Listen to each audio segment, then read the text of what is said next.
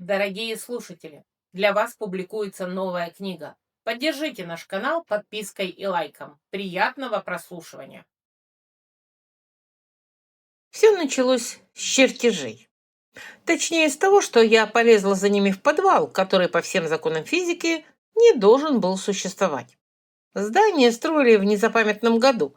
Подвал числился в документах как технический, что на языке предыдущего прораба означало свалка всего, что жалко выбросить и страшно оставить на виду.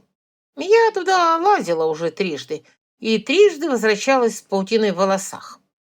В четвертый раз дверь захлопнулась за мной раньше, чем я успела щелкнуть выключателем. Темнота была густая, теплая и пахла не сыростью, как обычно, а почему-то лесом. Я стояла и думала, или у меня галлюцинация от недосыпа, или с подвалом что-то произошло. Потом я посмотрела на пол под ногами, и он оказался земляным. Я была в ботинках с остальным носком, поэтому пнула землю проверочно. Земля была настоящей, плотной, холодной. Над головой смутно угадывался низкий свод, а впереди крошечная полоска света под дверью. «Хорошо», — сказала я вслух, — «это другой подвал». Логика у меня инженерная. Если что-то не сходится, сначала проверяю очевидное. Может, я прошла насквозь в какую-то смежную секцию? Может, здание стоит на старом погребе? А может, я просто ударилась головой и лежу? А это качественный бред? Я нашла лестницу, деревянную, скрипучую, и вылезла наверх. Наверху был двор, не тот, из которого я зашла. Тот был асфальтовый, с ржавым мусорным контейнером, а этот был мощеный булыжником, с деревянным колодцем посередине и курами, которые деловито клевали что-то у моих ног. Вдалеке был забор из потемневшего дерева, а за забором виднелись крыши, черепичные, острые, незнакомые. Над крышами висело небо, самое обычное, синее, с облаками. Я стояла и смотрела. Потом по двору прошла женщина в чепце и длинном платье. Она несла ведро, взглянула на меня и кивнула. «Доброго утра», — сказала она. «И вам», — ответила я автоматически. Она ушла. Куры продолжали клевать. Я огляделась еще раз. Двор есть, дом есть, двухэтажный, каменный. Карета у ворот настоящая, с лошадьми. Кучер в треуголке дремал на козлах. «Отлично», — сказала я курам, — «это не наш район». Куры равнодушно подтвердили. Первые дни я жила как бездомная кошка. Без имени, без бумаг, без права находиться там, где находилась. Это, кстати, очень отрезвляющий опыт. Оказывается, личность — это не характер и не воспоминания, а штамп на бумаге. Без штампа ты не человек. Как я оказалась в доме Клары, отдельная история. И, если честно, не вся моя заслуга. Когда я вылезла из погреба в тот первый день, я простояла во дворе минут 10, потом пошла к воротам, выглянула на улицу и увидела то, что увидела. Кареты, людей в одежде прошлого, далекого прошлого. Коновязи, вывески на незнакомом языке. Я не запаниковала, не упала в обморок, не стала кричать. Я поступила как инженер. Начала собирать данные. Факт первый. Я не дома. Второй. Одежда, архитектура, транспорт. Все указывает на уровень развития где-то между ранним новым временем и эпохой мануфактур. Факт третий. Язык звучит знакомо, корни проскальзывают. Я улавливаю обрывки, хотя целые слова пока не разбираю. Факт четвертый. Я стою посреди чужого двора в рабочем комбинезоне, с телефоном в кармане, который тут, очевидно, бесполезен, и со жвачкой во рту, которая уже потеряла вкус. Я выплюнула жвачку и пошла к дому. Дверь открыла та самая женщина с ведром. Она посмотрела на меня, на комбинезон, на ботинки, на лицо человека, который не понимает, где находится, но полон решимости это выяснить, и сказала что-то, чего я не разобрала. Потом позвала кого-то. Появилась Клара. Клара была из тех женщин, которые в любом веке, в любом мире, в любом времени и при любой погоде выглядят так, будто жизнь – это мероприятие, которое следует проводить достойно. Платье темно-синее, чепец белый, осанка, как у балерины. Забывшей, что она балерина, и ставшей вдовой виноторговца. Она посмотрела на меня. «Доброе утро», — сказала я, потому что это было единственное, что я уже знала. «Доброго», — ответила она, и добавила что-то длинное, из чего я поняла только кто и откуда. «Я не понимаю», — сказала я честно. Клара посмотрела на меня внимательно. Потом на комбинезон, на руки, мозолистые, на ботинки, потом снова на лицо. «Клара», — сказала она, приложив руку к груди. «Клара Верона». «Милена», — сказала я, приложив руку к своей груди. «Милена», — повторила она. «Верона?» «Нет, просто Милена». «А, кивок, пауза и жест в сторону двери. Заходи, мол». Я зашла, потому что альтернативы не было. Зайти в дом к незнакомой женщине в чужом мире или стоять во дворе с курами. Куры ничего не предлагали, а Клара предложила чай. Так я осталась. Позже, когда я выучила язык достаточно, чтобы понимать объяснения, картина прояснилась. Клара, вдова Матиаса Верона, виноторговца средней руки, который 3 года назад умер от лихорадки, оставив жену, дочь, дом, погреб с хорошим запасом вина и долг у импортера из южной провинции. Долг Клара выплатила, продала часть вина, но вино еще осталось, а деньги нет. Дом старый, каменный, крепкий, но с проблемами. Текла крыша, скрипели ступеньки, трещина в фундаменте, о которой Клара подозревала, но не была уверена. Меня она приняла, и это слово здесь уместно именно в его старом буквальном смысле. Приняла. Не приютила, не сжалилась, не спасла. Приняла, как принимают факт. Вот есть женщина во дворе в странной одежде, без бумаг, но с руками, которые явно привыкли работать. Значит, она остается. Все. А дальше разберемся. Дита, ее дочь 18-летняя, синеглазая, с косой до пояса и манерами ручной лани, отнеслась ко мне с тем безусловным любопытством, с каким относятся ко всему новому люди, которым еще не объяснили, что новое – это опасно. Она показывала мне дом, называла вещи, терпеливо повторяла слова, когда я не понимала, и искренне радовалась, когда у меня получалось повторить. Через неделю я знала 200 слов, через 3 могла объясниться, а через 2 месяца говорила почти без акцента. Языки – моя сильная сторона. Никогда не думала, что пригодится вот так. А вот безбумажное существование была сторона слабая, и я это поняла на 3-й день, когда попыталась купить хлеб на рынке. Клара дала мне горсть мелочи на первое время. Денег было немного, несколько медных и 2 серебряных, но на хлеб должно было хватить. Рынок шумел, пах, торговал, и я подошла к прилавку с хлебом.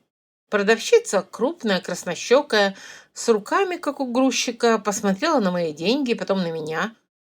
«Вы из каких будете?» — спросила она. «Из провинции», — сказала я. «Из какой именно?» «Из далекой». «Далекой — это не название. У вас бумаги есть?» «Какие бумаги?» «Какие-нибудь. Свидетельство, письмо, рекомендация, ремесленная гильдейская отметка, что угодно». «Нет». «Совсем нет?» «Совсем». Продавщица посмотрела на меня с тем выражением, с каким опытный человек смотрит на бездомную собаку, которая подошла слишком близко. Не злость, не жалость, осторожность. «Я вам хлеб продам, мне-то что? Но в городе сейчас строго. Приезжих без бумаг управа спрашивает, а я за вас отвечать не хочу». Хлеб она мне в итоге дала, отрезала половину ковриги, сунула через прилавок и сказала: «Бери, бог с тобой, только быстро». Но осадок остался. Буквально. Хлеб был вчерашний. И фигурально я поняла, что без документов я долго не протяну. В тот же вечер я подошла к Кларе. Она стояла в саду у яблони и обрезала ветки. Я посмотрела на ее технику и подумала, эта женщина никогда в жизни не была инженером, но что-то инженерное в ней есть. Может, потому что выросла среди виноградников, где каждый куст – задача по оптимизации. «Госпожа Клара», — сказала я. «Милена?» Она не обернулась, продолжала резать. «Ты голодная? Иди на кухню, там Дита...» «Я не голодная. Точнее, голодная, но не поэтому. У меня проблема». Клара обернулась. Посмотрела внимательно, без суеты. Я уже начала понимать, что она так всегда смотрит. Оценивает и решает. Как хозяйка, осматривающая припасы перед зимой. «Понимаете, — сказала я, — у меня нет бумаг, никаких. Я нигде не числюсь, не зарегистрирована. На рынке меня уже спросили. Если управа начнет интересоваться, я даже не смогу доказать, что я — это я». «Ты — это ты», — сказала Клара. «Это же очевидно». «Очевидно, это не юридический термин. Мне нужно имя настоящее, с печатью. Идеально с привязкой к вашему дому, чтобы я числилась родственницей или подопечной». Клара воткнула секатор в землю. «Сядь», — сказала она. Мы сели на скамью. На яблоне сидела белка и делала вид, что глухая. Мы обе знали, что она не глухая. Но белка — это отдельная история. К ней мы попозже вернемся. «Послушай», — сказала Клара, — «ты живешь у меня 2 недели. Ты починила водосток, поправила ступеньку на крыльце и нашла трещину в фундаменте, о которой я даже не подозревала. Ты ешь мало, спишь мало, работаешь много. Ты не просишь денег. Все это хорошо, но ты права. Без бумаг ты пустое место. А пустые места у нас в городе заполняются быстро. Либо арестом, либо бродяжьим ярлыком, либо кандалами, если ты мужчина. А если женщина, варианты хуже». «Знаю», — сказала я. «Поэтому мне нужны бумаги». «Бумаги делает нотариус. А нотариус — это деньги». «У меня нет денег». «У меня тоже нет. Ну, в том смысле, в каком ты хочешь. Вдова виноторговца — это звучит богаче, чем есть. Мать я составил дом, запас вина и долги. Долги я закрыла, вина еще хватает. Но денег на нотариуса нет».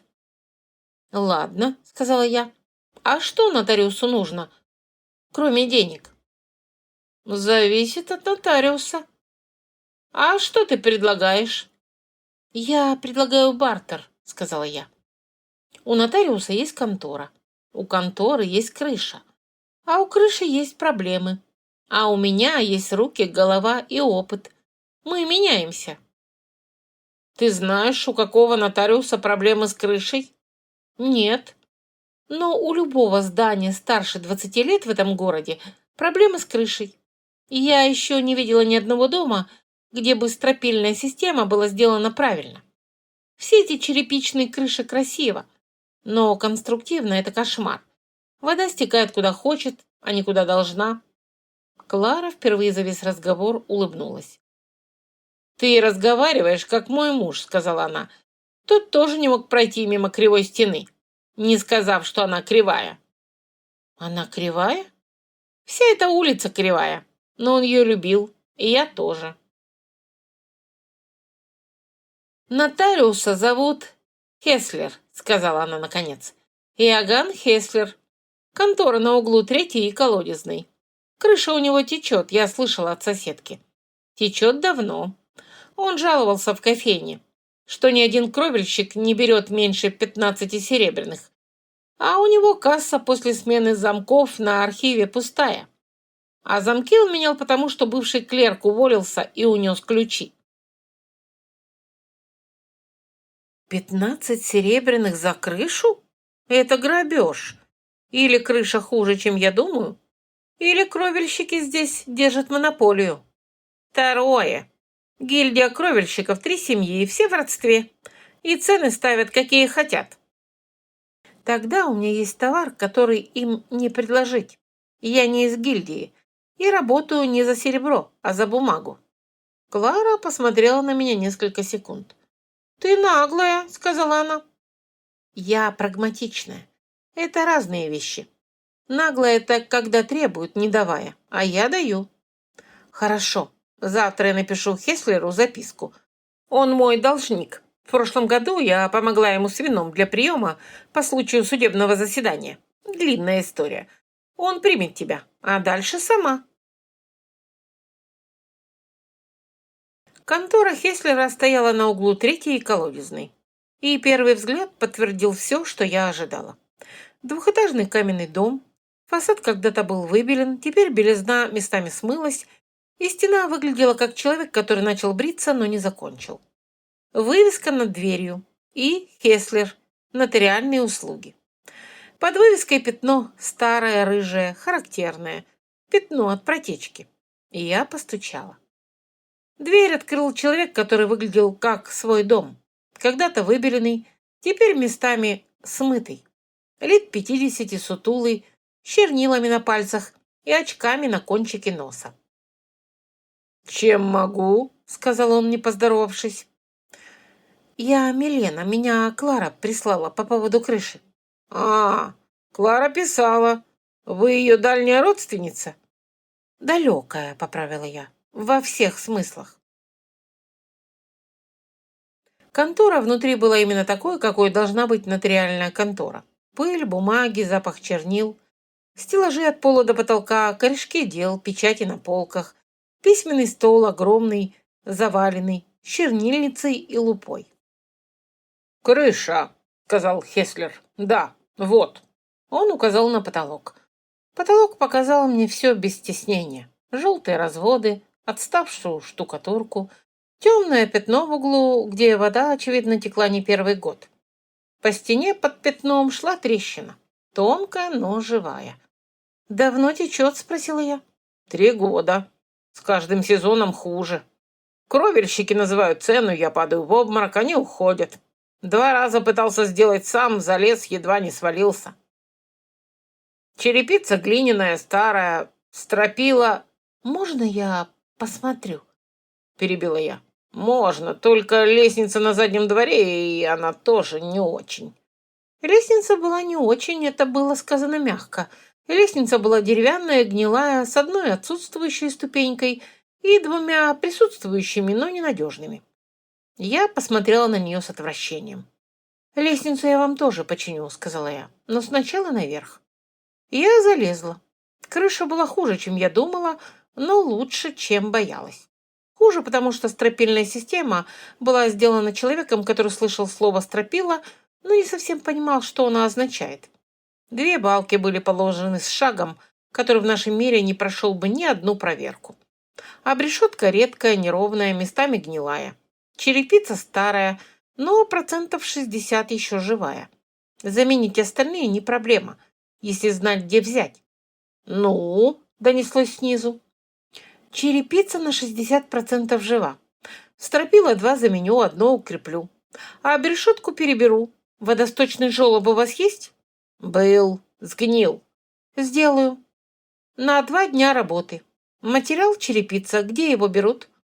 «Кирпичный завод Фрица за рекой, но...» «Я знаю, гильдия кровельщиков. Фриц не из гильдии?» «Из гильдии. Но он продает всем. Гильдия запрещает только работать без лицензии, а не покупать». «Отлично. Значит, черепицу купим, работу сделаю я. Вопрос, сколько стоит черепица на проблемный участок?» 10 штук, 2 серебряных. 20 штук хватит с запасом. 4 серебряных. Это много? Для меня да, но если вы... Нет, материал я не оплачиваю, это ваш расход. Моя работа бесплатна, ваша работа бесплатна. Меняйте мне бумаги на ремонт крыши. Материал за ваш счет. Это честно. Хеслер снял очки и начал протирать их полой сюртука. Это был жест человека, который привык взвешивать слова. «Какие бумаги?» – спросил он. «Свидетельство о личности. Имя Милена Верона. Происхождение – дальняя родственница семьи Верона из Восточной провинции. Место проживания – дом Клары Верона. Эренвальд-Сити. Ремесло – строитель. Профессия – мастер строительных работ». «Ремесленная гильдия?» Нет, без гильдии. Без гильдии нельзя работать по контракту, только частным порядком. Знаю. Гильдия потом. Сначала бумаги. Хеслер надел очки обратно. Свидетельство о личности я могу сделать. Нужен свидетель, человек, который подтвердит, что вы — это вы. Клара подойдет. Печать моя, запись в реестр мой. Это несложно. А это будет законно? Это будет законно. Не совсем обычно, но законно. Я нотариус, а не следователь. Моя работа — фиксировать факты, а не проверять их на глубину. Факт первый — вы существуете. Факт второй — Клара подтверждает родство. Факт третий — я ставлю печать. И все. Вы человек с именем. А если кто-нибудь проверит? Кто? Управа. Управе некогда. Гильдии все равно, если вы не лезете в их дела. Церкви тем более. В Эренвальде бумаги — это не про правду. Это про то, что кто-то с печатью сказал: «Да, я видел». А тут и я видел, и Клара видела. Печать есть, и вы есть. Я смотрела на него и думала. Вот человек, который понимает суть документа лучше, чем любой чиновник, которого я знала. Документ — это не истина.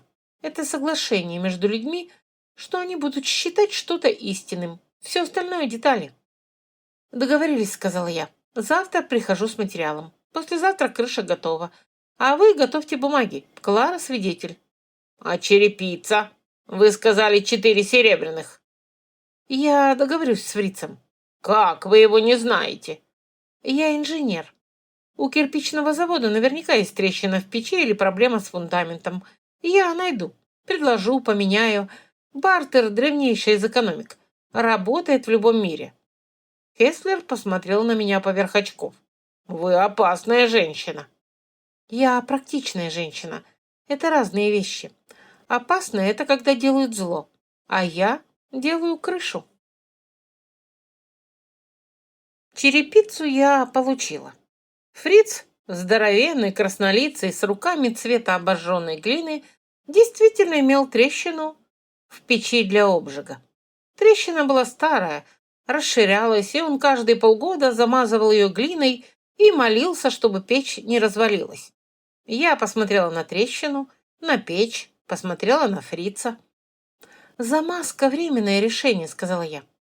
«Трещина температурная, от перепадов при обжиге.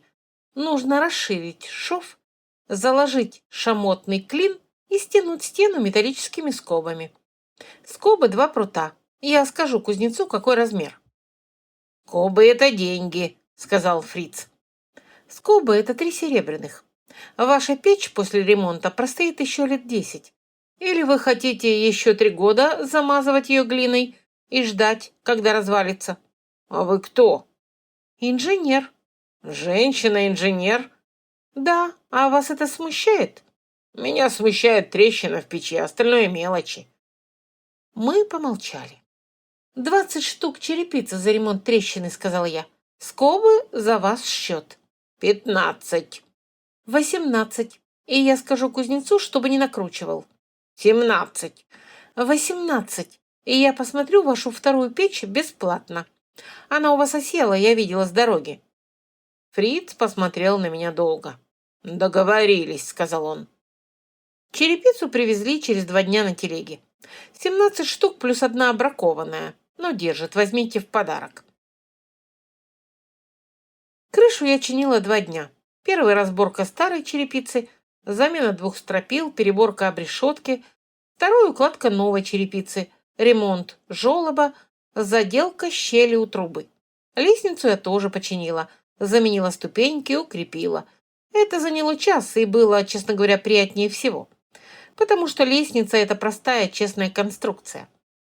Хеслер наблюдал за работой из окна. На второй день вышел во двор, постоял, посмотрел. «Хорошая работа», — сказал он. «Разумеется, я плохо не умею». Он хмыкнул. Бумаги были готовы через 4 дня.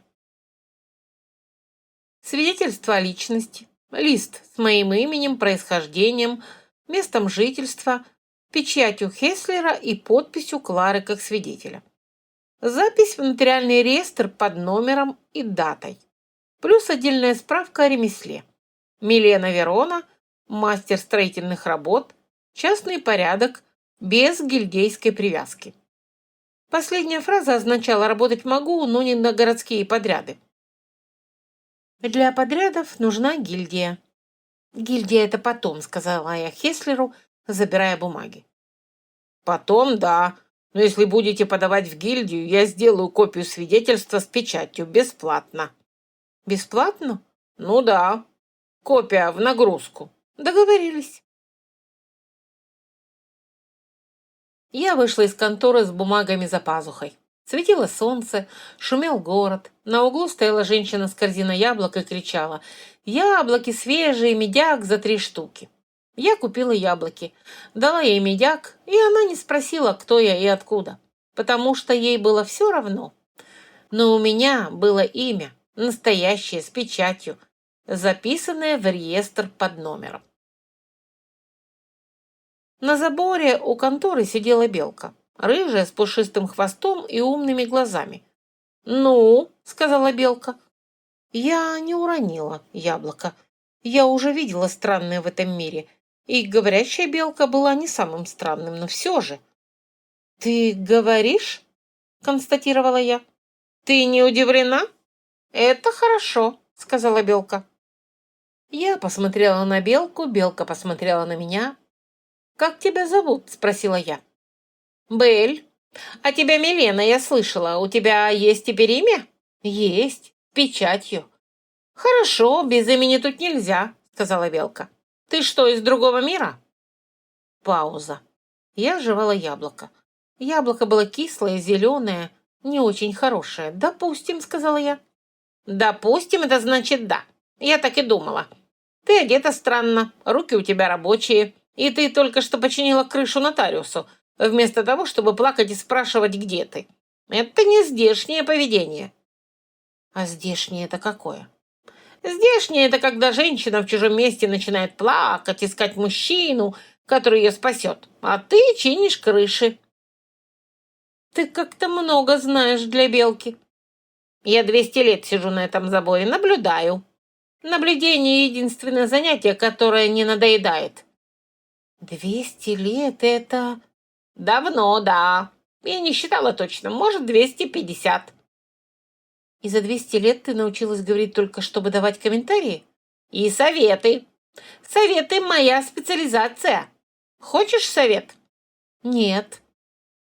Ну, я все равно дам. Первое. Не доверяй фее, которая придет завтра. И второе. Не доверяй мачехе, которая уже здесь. И третье. Подожди. Какая фея, какая мачеха? Клара не мачеха. Ну, не мачеха. Ну, не доверяй, я чувствую. Белки не чувствуют будущее. Эта белка чувствует. Хочешь верь, хочешь нет. Мне-то что? Я наблюдаю. Белль спрыгнула с забора и убежала в сад. А я стояла с яблоком в руке и бумагами за пазухой и думала. Ну вот и все. Первый день с именем. И с говорящей белкой. С предсказанием о фее и с кислым яблоком. «Вкусное», — сказала я вслух, откусив еще раз. «Врешь», — донеслось из сада. «Привыкай», — ответила я. «Теперь я официальная, а официальные люди иногда врут про яблоки». Из сада была тишина, потом короткое хихиканье. А я пошла домой. Домой, вот ведь домой. По кривой улице, мимо краснощекой торговки, мимо типографии, мимо всего города, который еще не знал, что я в нем остаюсь. Но я уже знала. Прошло полгода. Уйти не получилось. Не то чтобы я не пыталась. Первые 2 недели я методично обследовала каждый подвал в радиусе 3 кварталов. Искала что-нибудь похожее на ту дверь. Один раз нашла погреб с таким же запахом леса, но там просто хранили веники. Другой раз нашла что-то похожее на портал. Оказался вход в дренажный колодец, и я чуть не упала в него. К концу 1-го месяца я вынуждена была признать, обратной дороги нет. Или пока нет, или, возможно, никогда. Мозг у меня практический, и когда 3 гипотезы проверены и все опровергнуты, нужно строить 4-ю. А 4-я звучала так. Живи здесь. И я жила. Клара оказалась женщиной умной, красивой и с амбициями размером с Альпы. Дочь Дита, 18-летняя мечтательница с синими глазами, она верила, что жизнь должна быть прекрасной. Я не могла их ненавидеть при всем желании. Ненавидеть я начинала Белку. Она путалась под ногами постоянно. Я бросала в нее всем, что было под рукой. Абрикосами, каштанами, однажды карандашом. Белка уворачивалась с достоинством и не обижалась. Мы друг друга поняли. Клара была из тех людей, которые делают все красиво. Она красиво пила чай, красиво читала письма, красиво злилась, хотя злостью свою никогда не показывала напрямую. Предпочитала легкое, почти невидимое давление. Как вода, которая не ломает камень, а обтачивает его годами. Первые 2 месяца я наивно думала, что она просто добрая женщина, которая приютила бездомную девушку. Наивность – мой профессиональный грех. Все стало ясно на одном ужине. Мы сидели втроем, я, Клара и Дита. На столе была тушеная баранина с овощами, хлеб и кувшин местного вина. Дита болтала о чем-то весеннем и бессмысленном. Клара слушала ее вполуха и смотрела на меня с тем особым выражением, которое я потом научилась распознавать. Взгляд человека, который уже принял решение и ждет подходящего момента его объявить. «Милена», — сказала она, когда Дита отвлеклась на котенка, забежавшего в столовую. «Ты молода, здорова, не глупа. Это редкое сочетание». «Спасибо», — сказала я осторожно. «Ты думала о своем будущем здесь?» «Постоянно. И?» «Я собираюсь работать. Здесь многие нуждаются в моем ремесле». Клара улыбнулась, вежливо, тепло и совершенно непреклонно. «Милена, у тебя нет родни, нет приданого. Это не упрек, это факт. Такой женщине, как ты, нужна защита». «Я умею за себя постоять», — сказала я. «Конечно. Но ты умеешь строить одна?» «Нет. Там нужна бригада». «Вот именно». Она долила мне вина. «Есть один способ получить здесь все и сразу. Имя, деньги, защиту и будущее». Я уже знала, что она скажет, но дала сказать, из уважения к хорошо выстроенной аргументации. «Осенний королевский бал», — произнесла Клара. «Принц Феликс выбирает невесту». Пауза. Котенок поймал ленту Диты и понесся под стол. «Нет», — сказала я. «Ты не дослушала». «Нет», — повторила я услышала достаточно. Клара улыбнулась и еще шире. Это было нехорошим знаком. Берта появилась через 3 дня после того разговора. Будто бы Клара вызвала ее специально. Хотя потом я долго не могла доказать это юридически. Выглядела она как милая пожилая дама лет 70, маленькая, кругленькая, с белыми буклями под кружевным чепцом и тростью из темного дерева.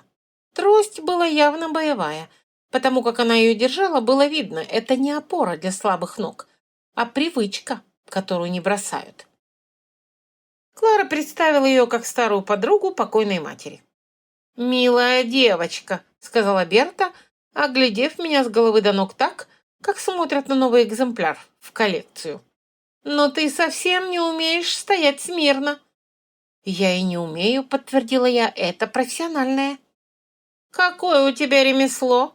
«Строительство». Берта кивнула с видом человека, которому уже все известно и который просто делает вид, что узнает. «У тебя есть характер», — сказала она. «Это хорошо и плохо, но в основном хорошо». «Благодарю за развернутый анализ». «Ты умеешь танцевать?» — спросила Берта. И вот тут я почувствовала что-то похожее на холодок. Не магический, а обычный. Тот, что бывает, когда понимаешь, что разговор ведут совсем не так, как кажется. «Нет», — сказала я на всякий случай. «Тебя научат», — произнесла Берта. Она поднялась, постукивая тростью. «Бал в начале осени, я зайду еще». И ушла. И во дворе, я готова была поклясться, в воздухе на секунду запахло чем-то старым, глубоким, как запах земли после дождя. Потом запах исчез. «Приятная женщина», — сказала Дитта. «Угу», — сказала я. Белль, сидевшая на подоконнике и делавшая вид, что ее здесь нет, дождалась, пока все разошлись, и произнесла. «Это фея, если ты еще не догадалась». Я догадалась. И? И ничего. Она не первый человек, который хочет решить за меня, что мне делать. Белль почесалась за ухом. Она не человек. Тем хуже для нее, сказала я и пошла чинить водосток.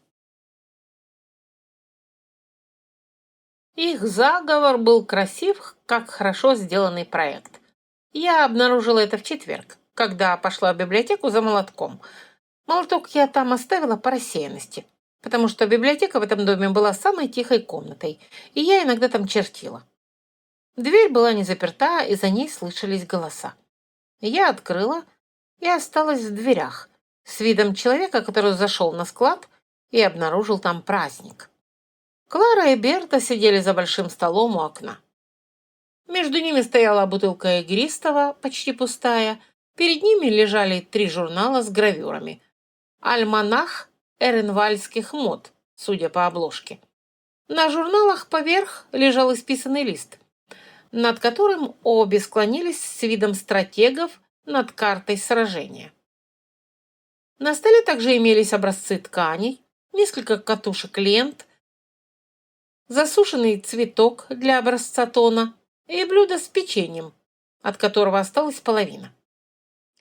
«Вот этот голубой слишком юный», — говорила Клара, листая страницы. «Берта, ей нужно что-то зрелое. Она не барышня на выданье, она женщина с характером». «Гранатовый», — отвечала Берта. «Или темно-золотой. С этим цветом волос будет убийственно». «Убийственно», — согласилась Клара и сделала пометку. Я стояла в дверях. «Хм», — произнесла я. Обе подняли головы. Ни одна не покраснела. «Милена!» – просияла Клара. «Как кстати! Скажи честно, тебе больше идет открытый вырез или закрытый?» «Я зашла за молотком», – сказала я. «Молоток на каминной полке», – ответила Берта. «Вы выбираете мне платье на бал?» – констатировала я.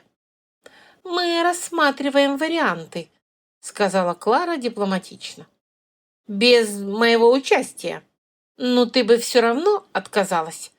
Я и отказываюсь сейчас». «Милена!»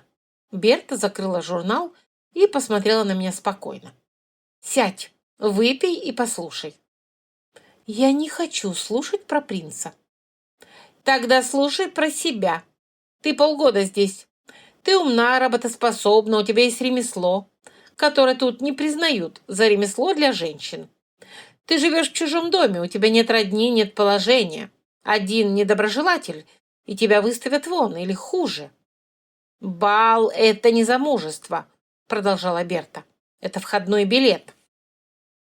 На нем будет управа, казначейство, подрядчики, все, у кого есть деньги на твои мосты и дома. Ты можешь туда войти, как та странная женщина без роду, или как гостья с именем, в правильном платье, под правильным покровительством». Я смотрела на нее. «Это не про принца», — сказала она. «Это про тебя». Пауза была долгой. За окном чирикнула птица, а с ветки яблони донесся едва слышный голосок Белль. «Она права, между прочим». Я взяла кусок миндального печенья и вышла. Это был не отказ, это была отсрочка. Но думать мне не хотелось, и поэтому я пошла чинить водосток, потому что труба молчаливая и не предлагает тебе выйти замуж. Эренвальд-Сити пах кофе, лошадьми и типографской краской. Я полюбила этот город сразу, без романтики, как любят инструмент, которым удобно работать. Узкие улочки, мощенные булыжником, расходились от центральной площади, как трещины от удара. На площади стояла ратуша, основательная, с часами на башне. Вокруг ратуши кофейни, банки, конторы нотариусов, печатный дом. Жизнь города была деловой и плотной. На набережной я впервые увидела мост. Он был старый, лет 200, не меньше. Каменный, с 2 пролетами и массивными опорами, покрытыми мхом. Красивый, если смотреть как художник, а если смотреть как инженер, тревожный.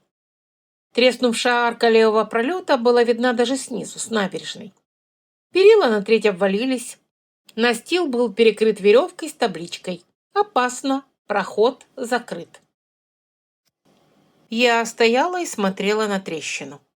«Вы просчитываете нагрузку?» — спросили сзади. Я обернулась.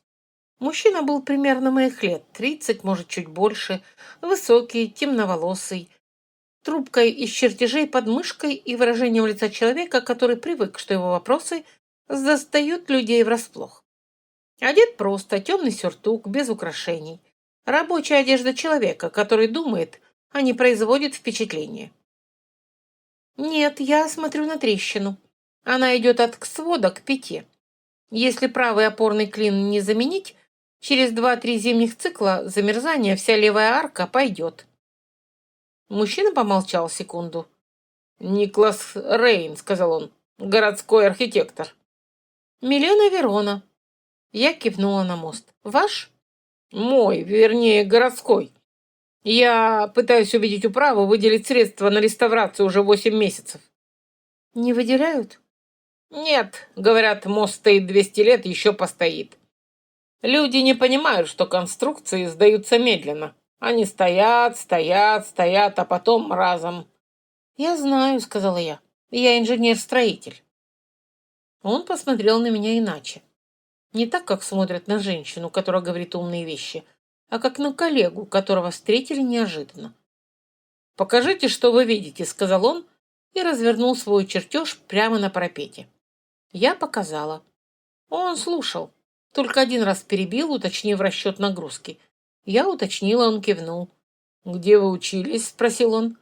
«Далеко отсюда. Очень далеко». «Ясно». Он, кажется, понял, что дальше спрашивать не стоит, и это его не смутило. «Управа рассматривает заявки на малые работы. Если хотите, пробный контракт. Малая арка у восточного берега. Сезонное укрепление». «Хочу», — сказала я немедленно. «А вас не смущает, что такого раньше никто не делал? Женщина-подрядчик в Ренвальде». «А вас смущает?» — спросила я. «Меня смущает только плохая работа», — сказал он. Мы пожали руки над чертежом. И это было лучшее рукопожатие за все время моего пребывания в этом мире.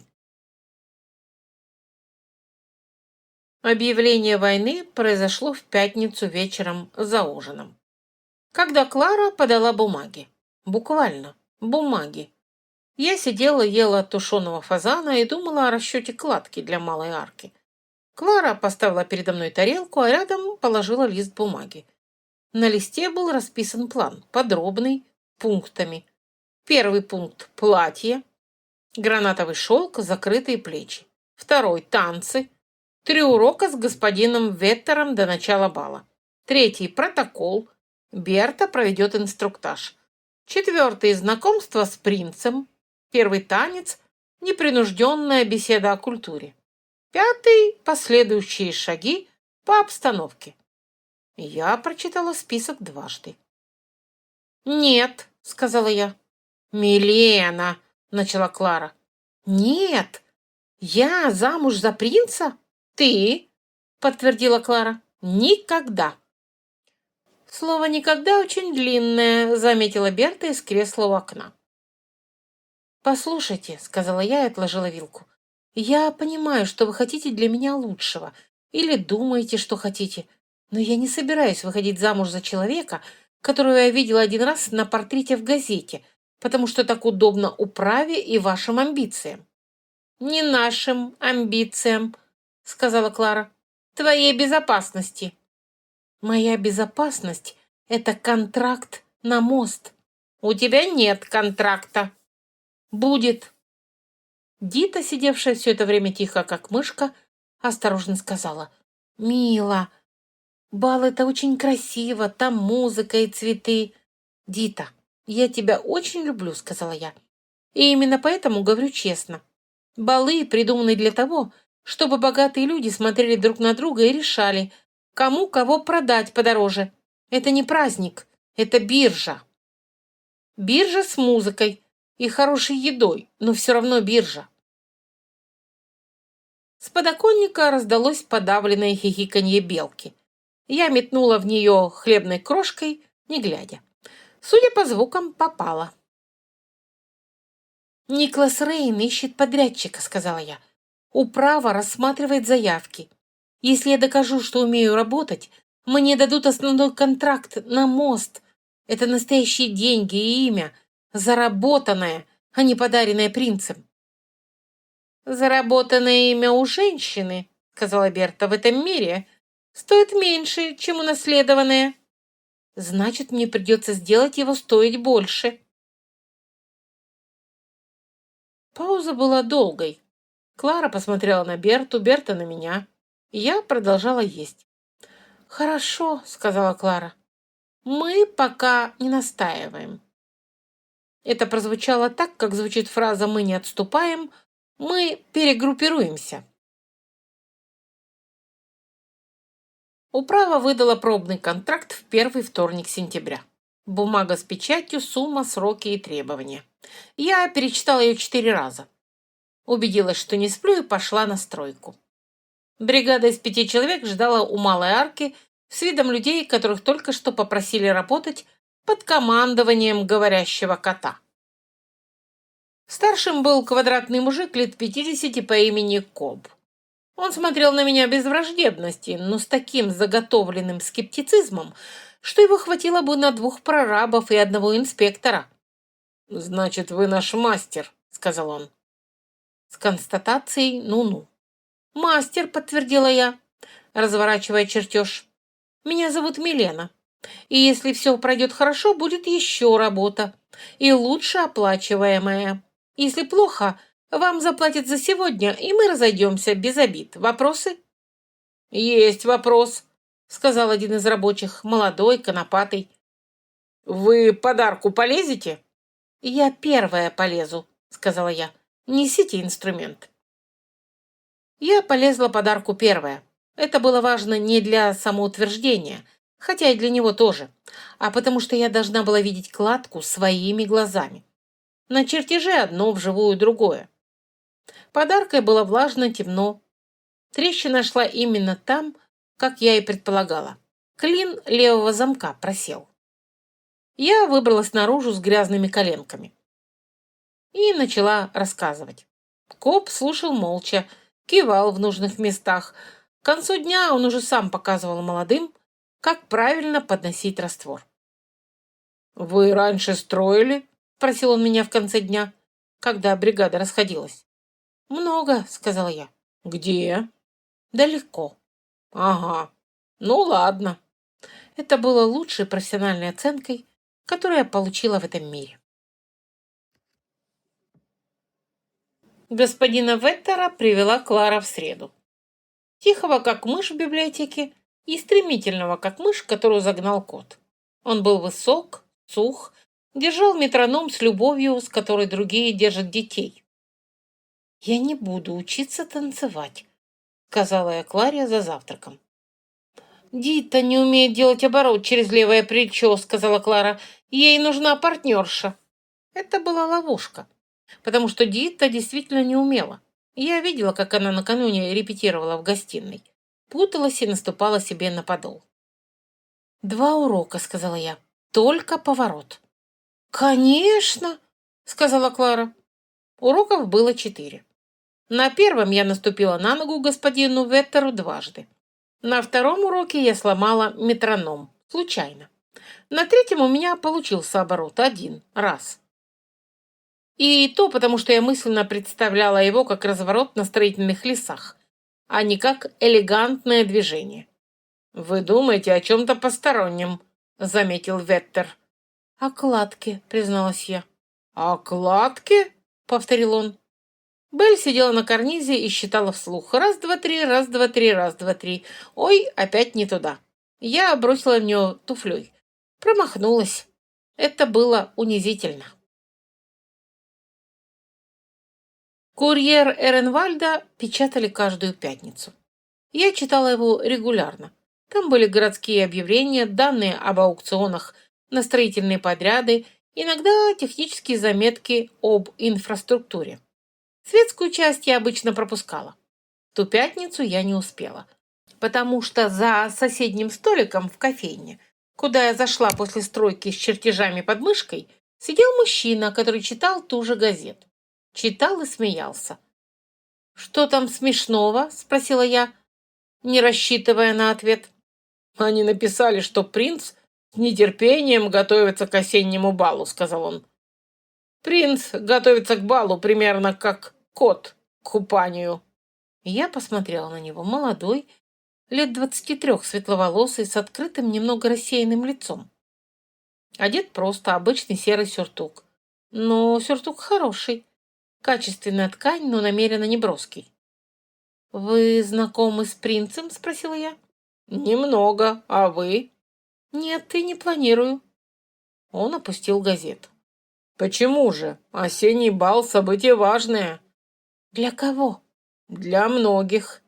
«Для меня важнее малая арка Королевского моста, которую я реставрирую», – сказал я. «Там прямо сейчас сохнет раствор, и мне нужно проверить вечером». Он посмотрел на мои чертежи, и я поняла, что он их читает. Не просто видит бумагу, а именно читает, как читают люди, которые понимают, что там нарисовано. «Вы меняете клин замка?» – спросил он. «Да, плюс укрепляю пету с левой стороны, там просадка». «Я думал, там нужна инъекция в кладку». «Тоже нужна, это будет следующий этап». Мы поговорили еще минут 20. О мосте, о методах укрепления старой кладки, об одной книге по механике конструкций, которую он, оказывается, читал. Он знал, о чем говорил. Хороший собеседник, редкий. «Как вас зовут?» – спросила я в конце. «Феликс. А вас?» «Милена Верона». «Та самая, которая взяла контракт на Малую Арку?» «Та самая». «Интересное совпадение. До свидания, мастер Верона». «До свидания». Он ушел. Я допила кофе, взяла чертежи и пошла проверять раствор. И только на набережной, глядя на мост, я вдруг подумала. Феликс, светловолосый, читает книги по механике. «Принц Феликс, о нет!» — сказала я вслух. Река под мостом текла равнодушно. Донос в управе лежал ровно через 3 дня после того, как стало известно, что я получила малый контракт. Анонимный. Написан аккуратным почерком на хорошей бумаге. Содержание. Милена Верона, именующая себя инженером, является лицом без подтвержденного происхождения и ремесленного свидетельства. Сомнительны обстоятельства ее появления в городе. И так далее на 2 листа. Меня вызвали на слушание. Я сидела перед 3 управленцами и отвечала на вопросы. Потом пришла домой и нашла Берту в гостиной. Она пила чай с Дитой. Выглядела безмятежно. «Ты», — сказала я. «И я», — согласилась Берта. «Почему?» «Садись». «Я не хочу, объясни». Берта поставила чашку. «Ты умная, Милена. Но ты чужая в этом мире, и ты думаешь, что ум — это достаточно.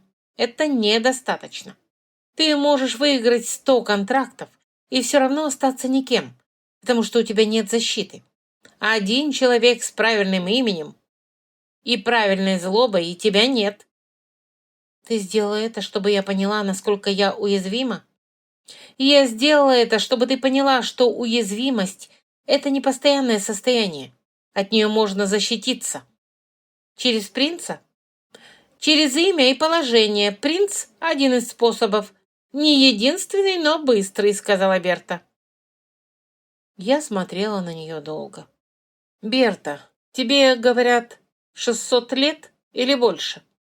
Около того. И ты до сих пор думаешь, что женщине нужен мужчина, чтобы быть в безопасности? Я думаю, что в этом мире в это время нужен союзник.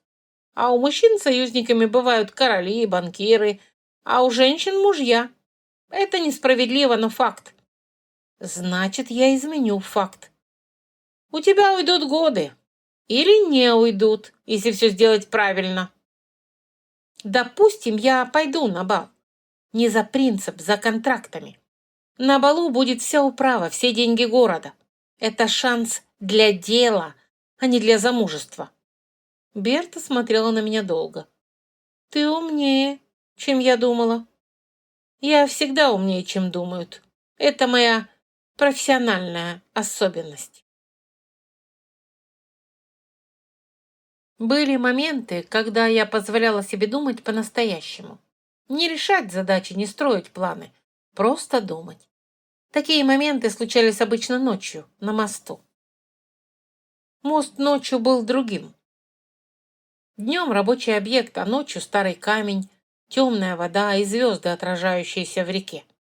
Я садилась на парапет и смотрела вниз. Полгода. Я провела здесь полгода. За это время я выучила язык, нашла крышу над головой, получила первый контракт и обзавелась набором проблем, которого хватило бы на 3 человек. Мне не было плохо. Я скучала по дому, по кофе из кофемашины, по горячему душу, по телефону, по подругам. Но я умела работать. И работа здесь была настоящая. Камень, который я укрепляла, будет стоять 100 лет. Люди будут ходить по этому мосту, даже не зная, что однажды какая-то странная женщина из другого мира пришла, посмотрела на трещину и решила ее починить. Это что-то значило. «Ты опять сидишь тут одна?» — сказала Белль. «Я думаю». «О чем?» «О мосте. О том, что будет с тобой, когда магия у тебя уйдет совсем. А о том, правда ли, что Феликс нормальный человек, или мне кажется?» «Давай по порядку», — сказала Белль. «Мост ты починишь, и я буду жить дальше. Феликс нормальный, но он принц, и это не лечится».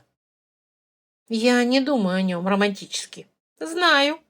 Ты думаешь о нем как о полезном собеседнике. Это хуже». «Почему?» «Потому что собеседников ты ценишь». Я посмотрела на воду. «Белль», — сказала я, — «а зачем ты здесь вообще? Уже лет 200, говоришь?» «Жду». «Чего?» «Не знаю точно. Что-то должно случиться. Я это чувствую, что-то важное». «И ты думаешь, это я?» «Может быть. А может быть мост, а может быть вы оба вместе». «Пошли домой», — сказал я. «Завтра рано вставать». «Так ты всегда рано встаешь». «Работа ждать не любит». Портниха, госпожа Вайс, была маленькой, острой и профессионально пессимистичной. Она смотрела на женщин с мерной лентой в руках с видом скульптора, которому дали работать с плохим камнем. «Плечи», — сказала она, обходя меня по кругу, — «хорошие. Талия есть, руки рабочие, это проблема». «Руки не проблема. Они останутся рабочими», — сказала я. «Лучше расскажите мне про крой». «Гранатовый шелк, как мы обсуждали с госпожой Кларой». «Мне нужна конструкция, корсет». «Корсет — это основа силуэта, мадам. Без корсета нет формы». «Корсет — это конструкция, как арка». «Я понимаю принцип.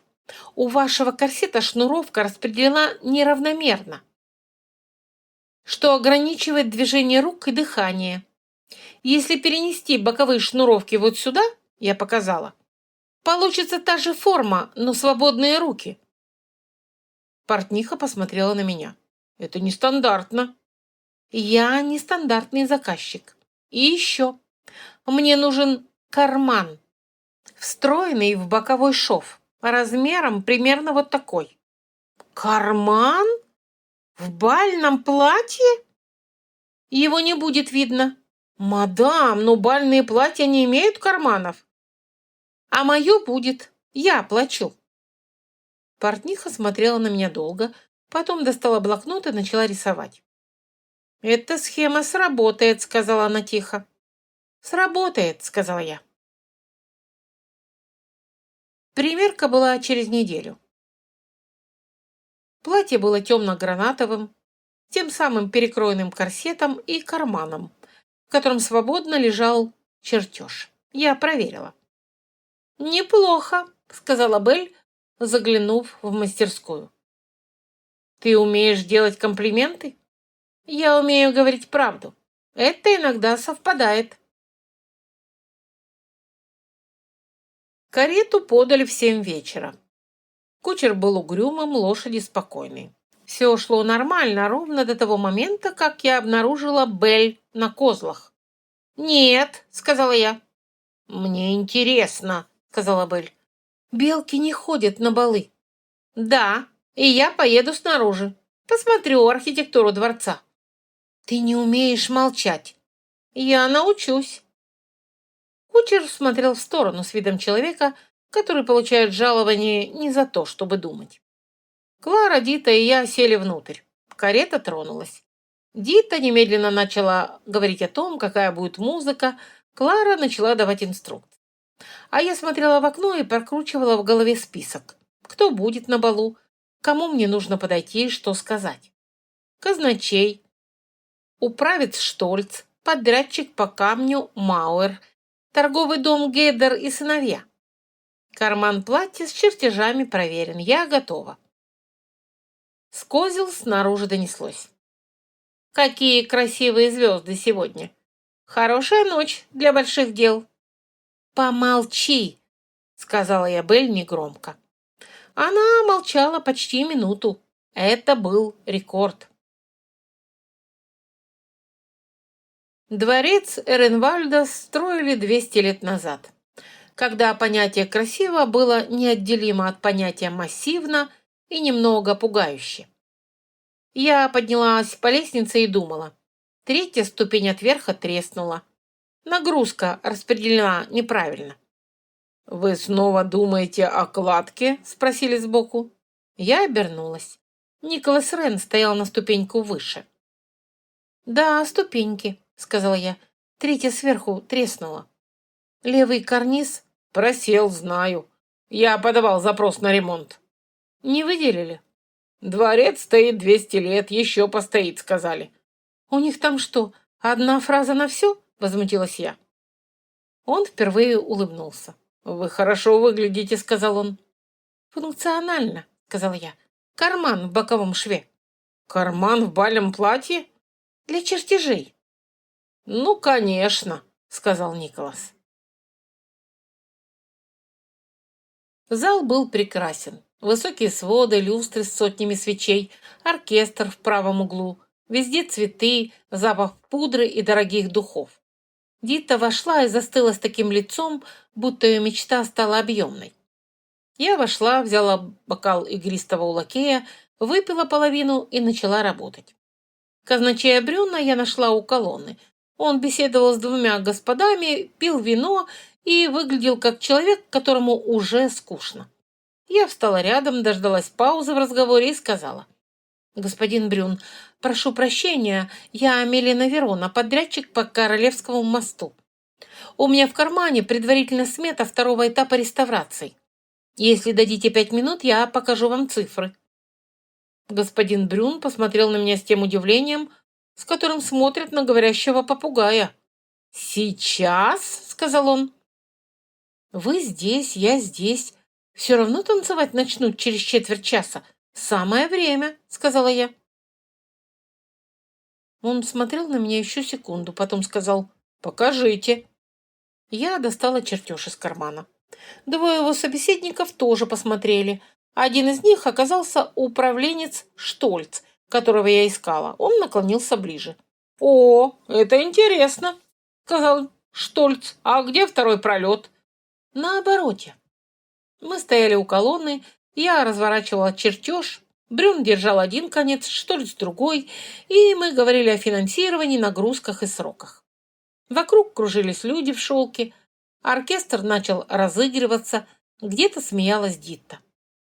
А из-за соседней колонны донесся голос Беллы. «Бал как офис. Я видела многое, но такое впервые». Штольц вздрогнул и обернулся. «Показалось», — сказала я. «Шум оркестра». Принца я не ждала, он появился сам. Протокол первого танца соблюдался строго. Принц открывал бал с дамой, рекомендованной советом. Что Берта умудрилась меня туда протолкнуть, я поняла только когда распорядитель произнес мое имя и кивнул в сторону центра зала. «Проклятие!» — сказала я себе. Феликс стоял в центре и выглядел так же, как в кофейне, только в официальном мундире. Когда я подошла, он знакомо улыбнулся.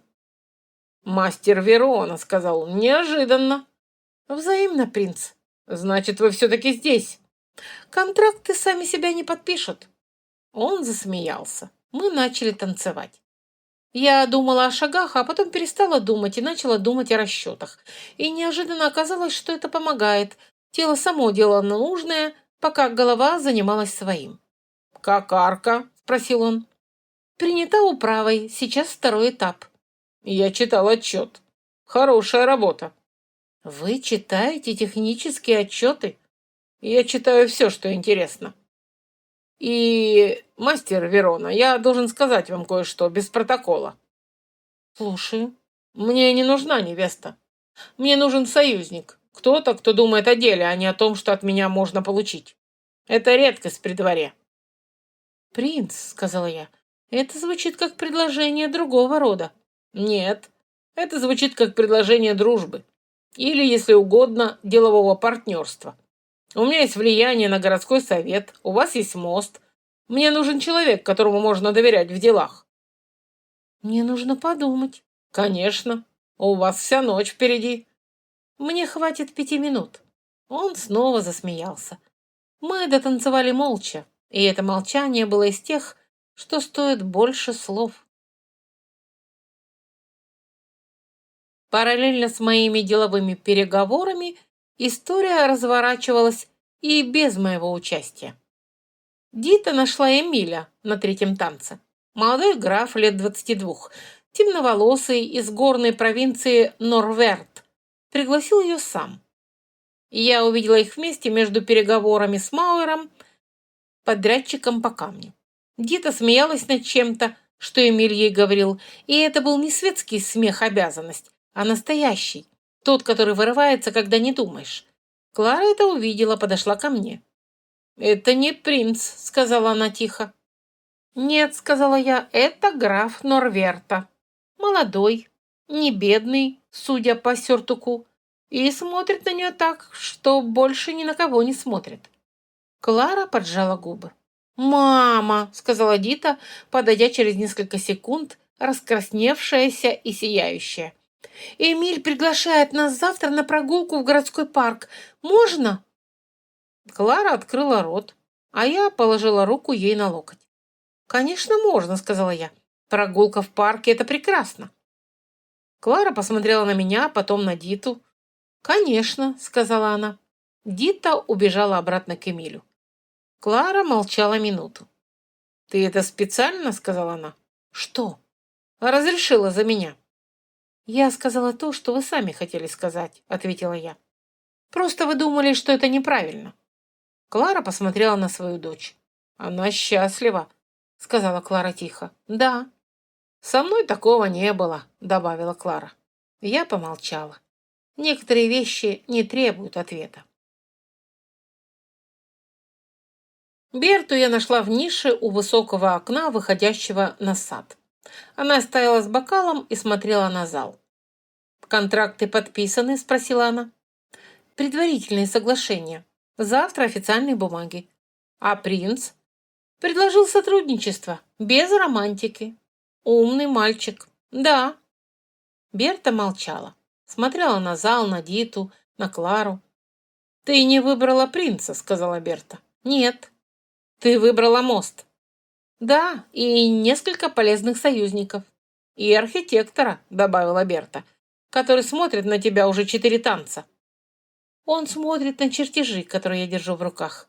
«Нет», — сказала Берта. «Знаешь», — произнесла Берта, — «я 600 лет ждала, чтобы кто-то выбрал сам.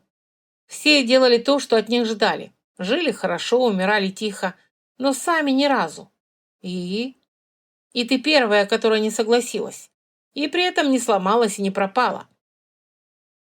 И тут что-то произошло. Ни взрыв, ни вспышка. Просто в воздухе рядом с ней стало легче, как будто напряжение отпустило. Берта допила бокал. «Хороший бал», — сказала она. «Игристая, приличная. Справляйся тут без меня». И ушла. Белль откуда-то из-за горшка с фикусом произнесла: «Вот и все». «Она еще придет?» «Не знаю. Может, да, может, нет. Она такая». «Ты будешь по ней скучать?» «Нет», — сказала Белль. «Я буду скучать по тебе, если ты уйдешь. Это другое». Утро пахло кофе и свежим хлебом. Я сидела за своим столиком с чертежами и свежим выпуском «Курьера Эренвальда», который принесли с утра. На первой странице в рубрике городских новостей было написано: «Вчера на осеннем балу состоялось примечательное событие. Мастер строительных работ Милена Верона, ведущая реставрацию Королевского моста, провела предварительные переговоры с казначейством и городской управой. По имеющимся сведениям, смета была извлечена из кармана бального платья. Подробности в деловом разделе». Я открыла деловой раздел. Там было на полстраницы. Точные цифры, короткий комментарий Брюна. Все верно. Я допила кофе. «Ты стала городской новостью», — сказала Белль с подоконника.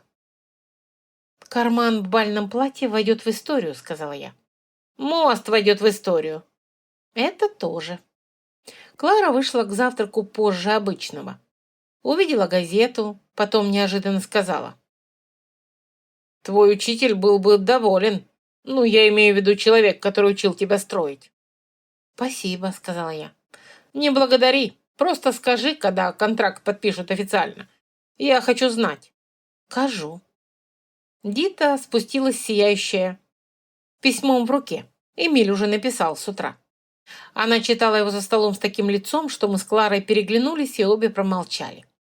Некоторые вещи лучше не комментировать.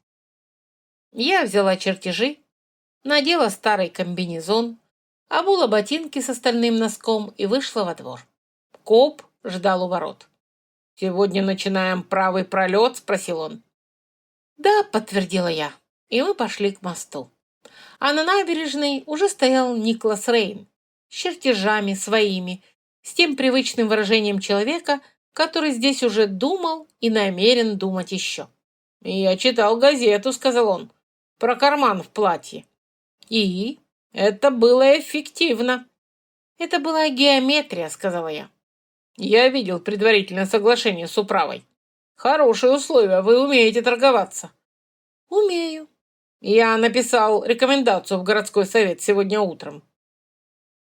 «Рано», — сказала я. «Вы меня видели на объекте всего 3 недели». 3 недели достаточно для специалиста. Для всего остального нужно больше». «Лезьте подарку. Пора». «Лезть подарку» — это моя реплика. «Сегодня моя. Я тоже хочу посмотреть на правый свод». И мы полезли подарку вдвоем. Было тесно, пахло камнем и рекой. Я показала ему точку просадки, он показал мне трещину, которую я не заметила. Мы поспорили о методе укрепления 7 минут, пришли к компромиссу и вылезли наружу одновременно. «Хорошая работа», — сказал он. «Ваша или моя?» «Совместная». Коп тактично смотрел в другую сторону. Белль на столбе, конечно, все видела и молчала. Это был второй рекорд за 2 суток. Река текла под мостом, как текла 200 лет. Не зная, кто строил, кто чинил, кто приходил на берег думать и уходил с решением. Ей было все равно. Она просто текла. Я достала чертеж и разложила его на парапете. Работа ждать не любит. Эпилог. Запись из тетради Милены Вероны. Мост откроют в следующем году, если зима будет мягкой и управа не придумает новых причин затянуть финансирование. Берта больше не приходила. Белль стала чуть тише. Нет, не молчаливее, белки не бывают молчаливы. Но что-то в ней изменилось. Иногда она сидит просто так, без советов и комментариев. Смотрит. Я не спрашиваю, на что. Принц Феликс прислал мне книгу «Трактат по механике конструкций», новый из столичной типографии, с надписью «Для справочника, а не для удовольствия». Дита видится с Эмилем каждую среду. Клара поджимает губы, но уже не возражает. С Николасом мы работаем над правым пролетом. Иногда спорим, иногда приходим к компромиссу. Иногда молчим над одним чертежом так долго, что Коб начинает деликатно греметь инструментами. А я живу в новом мире. Не оказалась, не застряла, не вынуждена. Живу. Это не то же самое. Дверь, через которую я попала сюда, где-то есть.